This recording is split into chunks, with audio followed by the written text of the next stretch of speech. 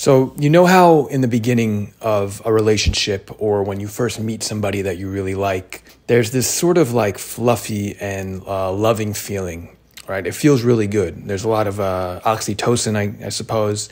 It almost feels like a drug, right? You want to constantly talk to this person. You want to constantly be around them. You love hearing from them. You like texting them. It all around feels really good. This is just a natural part of the process of meeting somebody and falling in love, I guess. You're sort of forming an attachment to this person, right? It's almost like a drug that you get addicted to, and we kind of just keep wanting more of it. But the problem with that is during this phase, this sort of in these beginning phases, is that we tend to miss a lot of the red flags, I guess, so to speak. You're not really seeing reality for what it is when you're under this sort of spell, this love spell. You're kind of like in tunnel vision, like you're only just seeing everything you want to see with this person, right? Love is blind, I think, is a good phrase to use in those scenarios. And I've said this in some of my other videos about this. I think that we have to biologically experience this high feeling, this sort of a drug, this love drug thing. Because biologically, we have to feel that, because why else would you reproduce? Nature or God or whatever only cares about us reproducing. And we have to have this innate biological feeling where we get very attracted, very attached to somebody else in order to want to be with them, to want to stick with them long enough to reproduce, right? I mean, it makes logical sense, I think. And that's why the universe, nature, whatever, created this indescribable sort of feeling that when you start to fall in love, it created this sort of high feeling that we go through where we feel loved and we feel wanted. We feel very comfortable with this person. We eventually sort of the two people, kind of become one in a sense. Well, first, let me just say, like, what I'm saying in this video, it might not apply to everybody. I think it might apply to many people. It definitely has applied to me in the past and sometimes even now. I believe that the reason that many of us desire a relationship is because we're sort of chasing that feeling of feeling loved, feeling wanted, that oxytocin, that feeling of having somebody in our life that we can rely on. And this isn't necessarily a bad thing. I'm just looking down here. I have my notes just so I don't forget I don't miss any of the important points. We want to experience that feeling of being loved and being wanted and of just having that whole like fairy tale, like that romantic fairy tale experience, because we really crave that as humans. But similar to desiring any sort of temporary pleasure in life, the whole thing is a bit of an illusion, because you experience this whole thing, this whole attachment in the beginning, and it feels really nice, but eventually it wears off. And that sort of honeymoon phase, it never really lasts forever. I mean, you could look at any couple that's been together for many years, that sort of beginning phase, eventually it's going to wear off. I mean, just think back to people you might have dated in the past, right? Eventually it just becomes the new normal for you. And over time, you get significantly less excited about maybe seeing this person. Not to say that you don't love them and that you don't have a good relationship, but that feeling that I'm talking about in the beginning, that sort of high feeling, that doesn't last. It subsides over a period of time. And I believe that as a society, we have it like very ingrained in us that we sort of need that to feel complete. We need that feeling of feeling loved and wanted by another person and always having someone to kind of rely on and just all of that fairy tale nonsense. I think it's a couple of different reasons. I do think that fundamentally, like, it's just something that's been put into our mind for, many years, but people are kind of starting to break out of it a little bit. But I believe the real fundamental issue for many of us, and myself included, although I've gotten better with this over the years, is that we have a sense of lack in us. And I'm not saying that everybody who wants a relationship is necessarily in that category. You might just be at that phase of life where you want to settle down with somebody and, have kids or whatever. Like I said, just be careful with with anything I say, it doesn't necessarily mean that it applies to every single person. Just it might apply to you, I don't know, but take what you can from it. But I do find that the way that the human mind works is that it typically feels like it needs something outside of itself.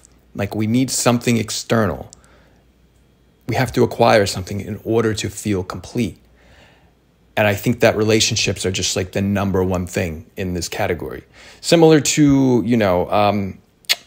not much different than a drug addict chasing their next high, although that's an extreme example, or just the person who always needs to acquire more material stuff. We are very conditioned to thinking that we need more external things to feel fulfilled and to feel complete as humans.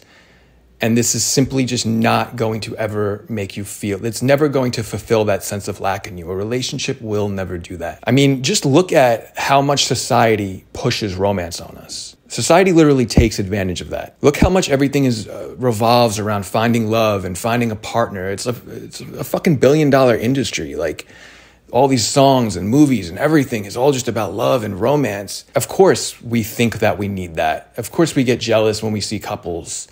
Of course, we, aren't content just being alone and just living.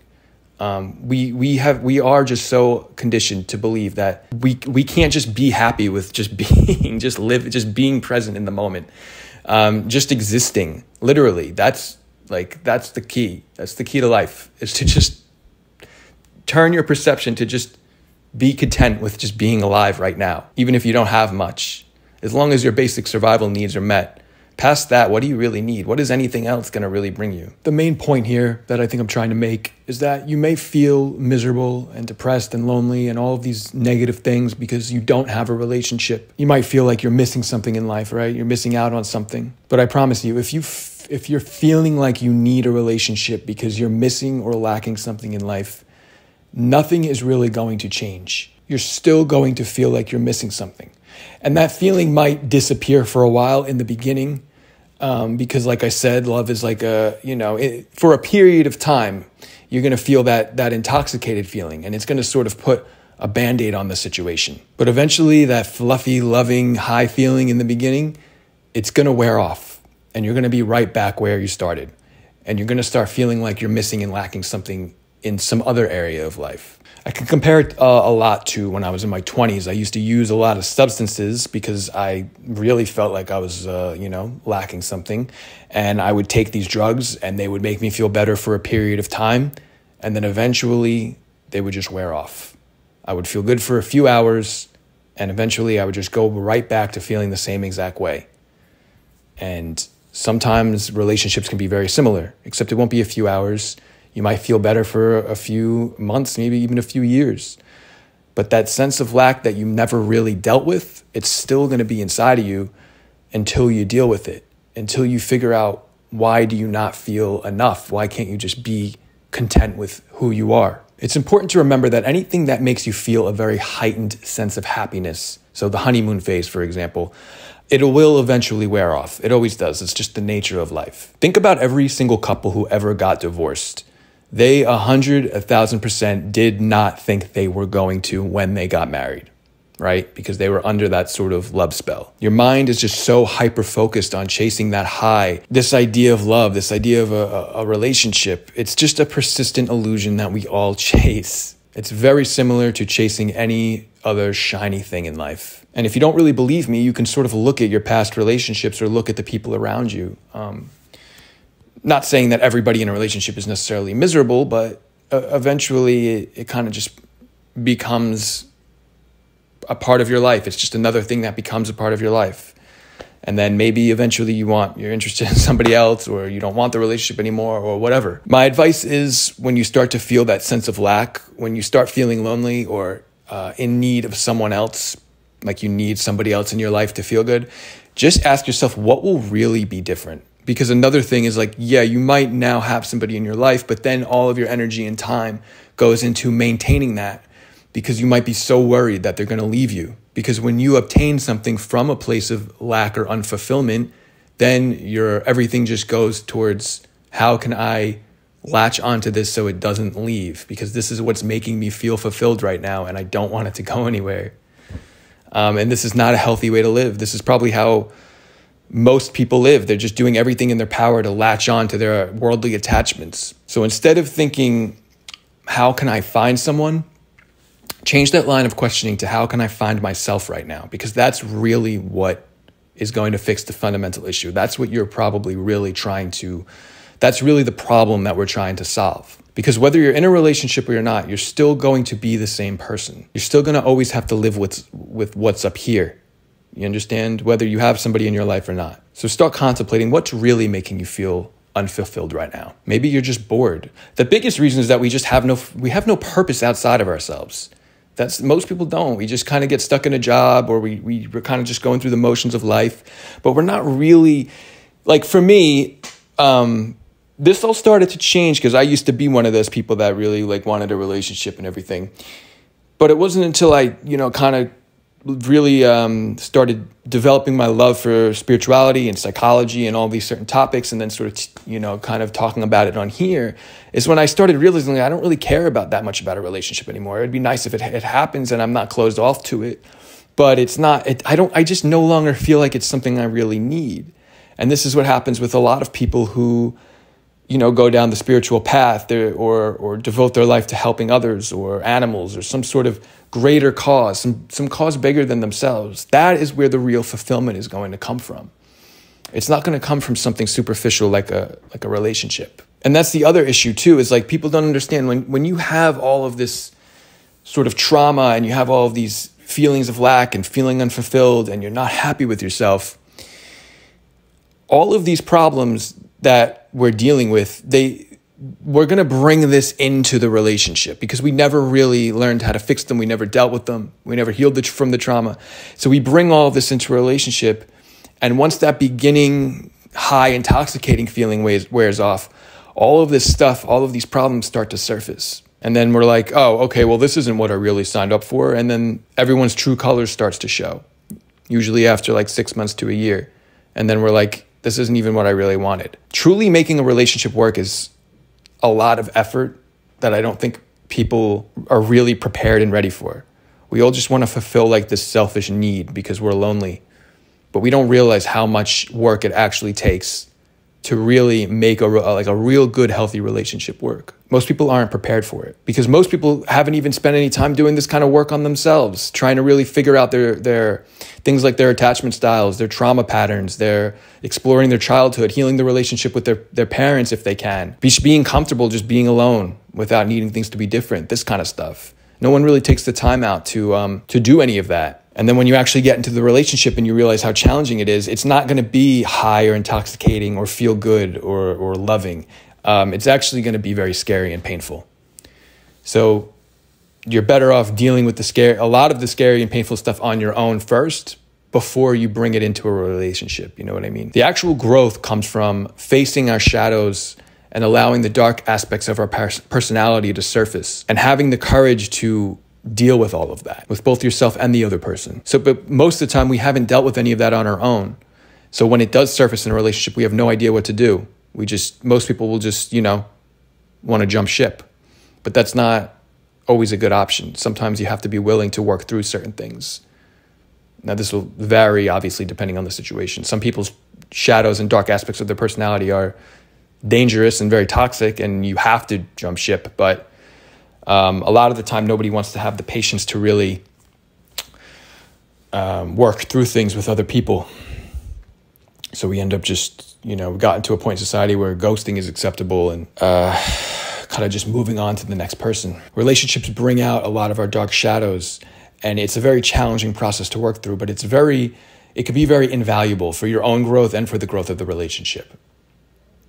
It's sometimes very necessary because there's a lot of things about yourself that you don't realize until you get into that romantic aspect with somebody. And I've come to find that I wouldn't have learned so much about myself without having to deal with all of that, even though it sucks at the time.